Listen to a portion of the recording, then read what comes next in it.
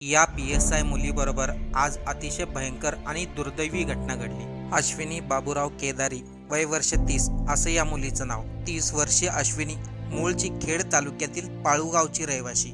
2023च्या महाराष्ट्र लोकसेवा आयोग या परीक्षेमध्ये संपूर्ण मुलींमधून तिने पहिला नंबर पटकावला होता। अश्विनीला पुढे जाऊन IAS अधिकारी व्हायचं होतं, त्यासाठी ती प्रयत्न देखील करत होती। ज्या दिवशी अश्विनीबरोबर भयंकर घटना घडली तो दिवस होता 28 ऑगस्ट 2025। नेहमीप्रमाणे अश्विनी 28 ऑगस्टला सकाळी अभ्यासासाठी लवकर उठली। आंघोळीसाठी पाणी तापायला ठेवलं। पाणी तापलंय का नाही हे चेक करण्यासाठी बाथरूममध्ये गेली, पण बाथरूममध्ये लावलेल्या हीटरचा तिला धक्का बसला आणि त्यामध्ये तिचा पाय घसरला आणि बाजूला ठेवलेलं उकळतं पाणी तिच्या अंगावरती पडलं। यामध्ये अश्विनी 80% भाजली।